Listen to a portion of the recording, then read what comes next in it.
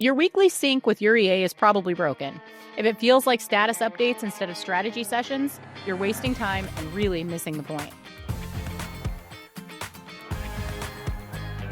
Hey, I'm Jen, founder of The Kick Assistant. I help founders and execs unlock the real power of their EA so they can scale without burning out.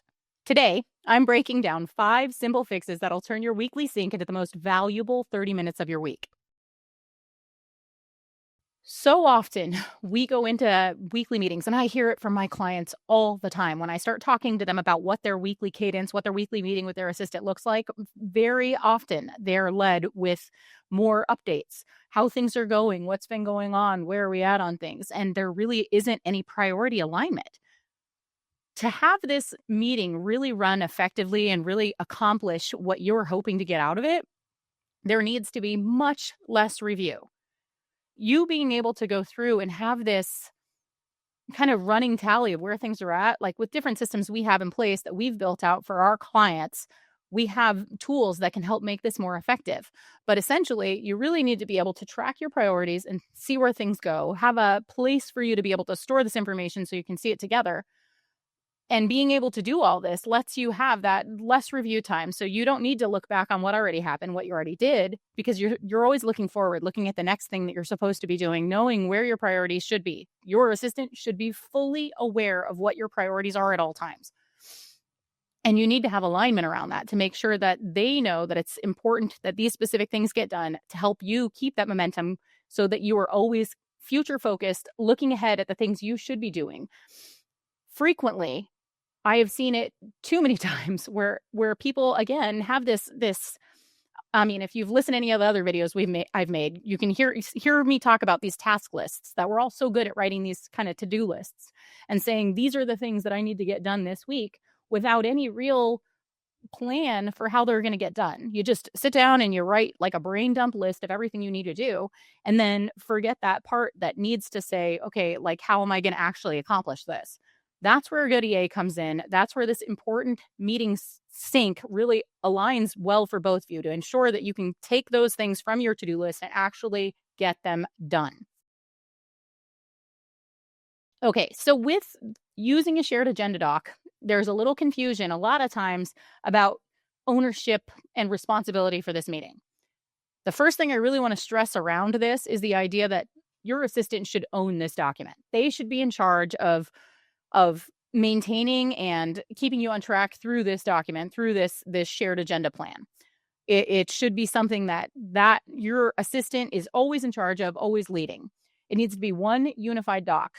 Frequently, I have clients tell me that they have, conversations with their assistant happening in Slack where they're asking them to do things, sending them text messages asking to do things, sending them things in Facebook or IG asking them to do things, not to mention actually in person, not to mention throwing them in Asana, Trello, Monday, whatever. These things need to have a one unified place. If you use Slack for it and just brain dump your ideas and she can take those ideas and move them into Trello, Monday, Asana, whatever you guys are using, that's totally fine. You need to figure out what that one unified place where everything needs to go is so that there is less confusion and less scrambling to find information. It needs to be accessible so that it's something that is easy for you both. Frequently, and I have this conversation a lot with my clients actually, where the exec doesn't really like to use certain tools. We as the assistant need to be willing to step into that and say, okay, like I will adapt to what you need to do in order to really accomplish this thing. I have a client right now who's running through and trying to become an expert in use of Trello because her executive loves it, uses it all the time, and she wants to make sure she fully understands its functionality. That needs to be the way that we are functioning so that we can make sure that what works for our executive helps us keep them on track and moving forward. Not only that, it really sets you up having this one unified doc where everything can go in, we can review it, we can be kind of ahead of the game. It gives us this like sense of pre-alignment. So we go into the meeting already knowing what we're going to talk about, already knowing on some level what the priorities are supposed to be for the week, what we should be focusing on, where we are going, what needs to happen. Without this one unified place for that to be, it always feels like you go into that meeting a little bit scrambled, and then your exec is going to say, oh, did you see that text message? Oh, I feel like we forgot this one thing. And there's just so much communication confusion because nobody really knows what the heck is going on, what's been done, where we're at. And this gives you that clarity and that alignment going into the week. Okay, so very often we run into this problem where people go in and they just, and I mean, I can guarantee you all have been in meetings, whether it's with your assistant or anybody on your team, where you go into meetings and everybody just kind of talks about the things that need to happen. Nobody really takes ownership over what needs to happen. Nobody really is sure of who's doing what, who took which action items, and people walk away still more confused. And I can tell you, we've all, like I said, we've all been there. We've all experienced these kind of meetings. Setting this weekly cadence meeting up, this weekly sync with your assistant with more clarity and more intention, again, letting them own that really sets you both up for less open loops. You should have somewhere where you're tracking what those open loops are. You should have somewhere where you're tracking what's been delegated out. You should track somewhere what your assistant is owning. What it really does is it accomplishes this opportunity for you to have less like ambiguity, more clarity on who owns what, who's doing what, when things are supposed to happen. You're going to find yourself kind of having all those ideas that bounce around in your head where you're not sure who did what and where and when. It's going to be able to kind of be a wash for you. You don't have to worry about it. Once it's on that dock, you know that your assistant is on top of that, tracking that, keeping you aligned and focused where you need to be. When you walk out of these meetings, you need to be able to have that knowing that decisions have been made. It's really important to think about, when you're looking at things like that, it's like you decide and then you either take action or you put it in the parking lot and you decide, hey, we're going to do that later. That happens a lot. But the problem is that when we as execs say something that we want to see happen, frequently I can't tell you how many times, and even for me personally, where I hear an exec say to me, like when I'm doing work for them, when I hear an exec say to me, "Hey, Jen, I really want you to," and we're going to use a super easy example. I want you to, make an org chart. Now, because the exec said it to me, it's like, okay, that's a priority. It needs to happen right now. Without that clarity of like a timeline and who's actually in charge of it and when it needs to happen, it adds a lot of ambiguity and confusion. So now suddenly in my brain, I'm like, okay, I have to do this. This is a top priority. Where in his brain, he meant like, hey, sometime in the next 6 months, we probably should have a new org chart. He didn't even necessarily mean I needed to do it. He just said it. So this meeting gives you the opportunity to clear that air, to clear that ambiguity, to go in knowing exactly who owns what, who's doing what, when it needs to happen. And that way there isn't so much, by the end of the week, oh, I got this thing done. And he says to you, well, that wasn't a priority. Did you finish this other thing? And you get just kind of confused knowing where your focus should be. This should clear all of that up by just having this one weekly meeting and treating it kind of sacred and just letting it be more effective. Not only that, it really sets you up for this like forward thinking momentum to be able to keep moving things forward, to keep things on track, and to ensure that you're always doing the things that you should be doing. And so is your exec. Okay, so I know I probably already kind of touched on this a little bit, but they're having this weekly sync and really getting clarity on who owns what and how it's supposed to happen unlocks so much more to really get done within your org, right? So you've got much clearer handoffs by having this kind of meeting to be able to get that true alignment to say, okay, like again, just because something gets assigned in this meeting, it doesn't mean that you or your assistant have to do them, right? All it's saying is that now you have clarity on who owns it. And a lot of times it can be the assistant who goes out and actually ensures that, the right person on the team is doing the things that need to be talked that you guys have been talking about, right?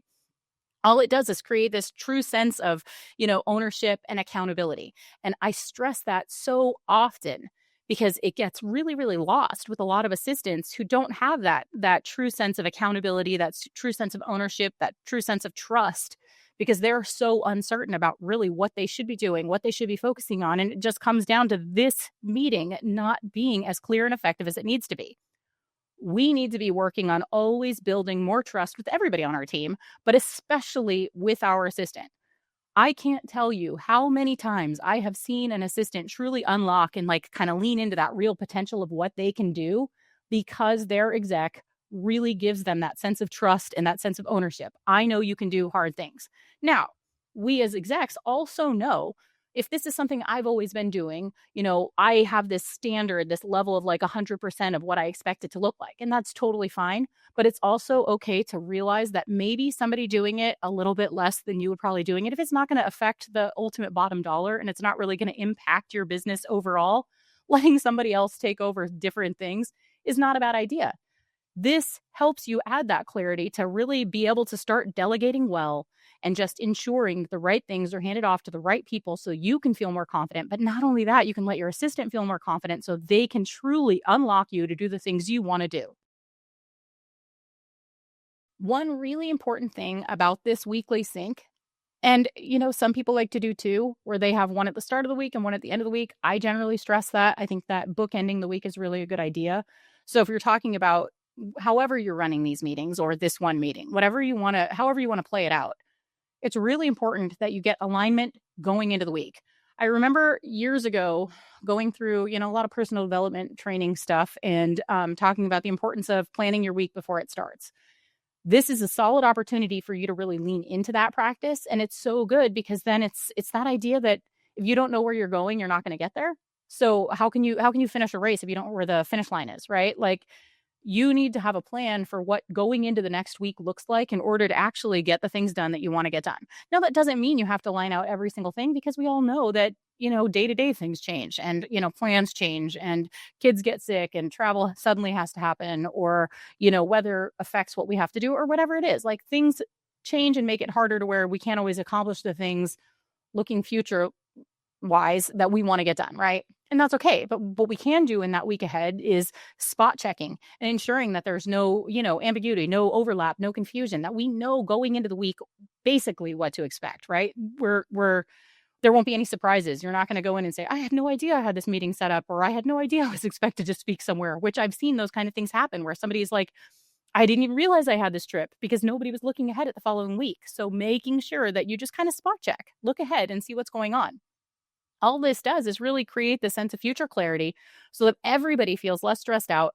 Again, everybody knows what they're supposed to be doing, when they're supposed to be doing it, where they're supposed to be, all the things. It just really creates more alignment, more clarity, and again, less ambiguity. So overall, the ultimate message here today is that really fixing this weekly sync with your assistant will truly set you up to have this meeting act like a real strategy multiplier instead of just status updates. If this was helpful, hit subscribe for more founder and EA strategies. And if you're ready to unlock your own rockstar EA, head to thekickassistant.com and learn how we can help you.